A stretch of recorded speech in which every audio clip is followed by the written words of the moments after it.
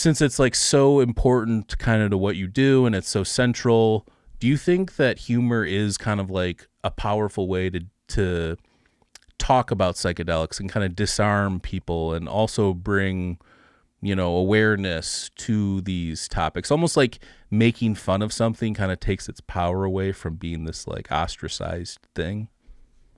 Definitely 100%. And I think that erring on the side of humor or satire is always going to be the right way to do it, because there's something about it. It's like, what makes a good joke? What makes good satire? And there's so many cultural touch points that you have to have a familiarity with, and being able to communicate about those in some ways, I think, is like the what is the tribe? There's one, the Weeks Carita. Sorry, I live in Mexico. I don't know them, but the people who do the peyote pilgrimage, right? They talk about twisted words. They use twisted language, and it's a way to communicate the ineffable, basically. So, like, if you go on the peyote pilgrimage, then you, for example, you're in the desert. They'll say the desert is now the ocean, and you'll see cars, and they'll say cars are now ships. And essentially, it's a way of reprogramming your mind linguistically to think about things paradoxically, metaphorically, kind of.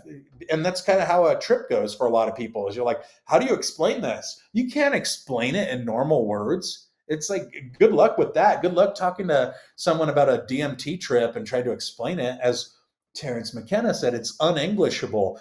Well, I think that the missing piece there is with something like satire or humor. You can find a way to make a joke about it and people can understand it. They'll be like, oh yeah, I get that. And somebody mentioned that to me recently, where they were like, being able to do psychedelic comedy and do jokes about things like DMT and psilocybin, it shows how mature the ecosystem and the culture has gotten. Because if you were trying to do a stand-up routine 15 years ago, 20 years ago, and you start talking about things like ibogaine or whatever, and research with the military and DMT, people really aren't going to get it. But now the culture has evolved where people are like, oh, I know what microdosing is. Oh, I've heard of iboga. I get it. And so I think, like, in terms of being able to communicate the ineffable, comedy and satire can do a great job at that. And like, I've heard even with the Buiti, there have been people saying that the role of a iboga initiation is to be able to tell better jokes.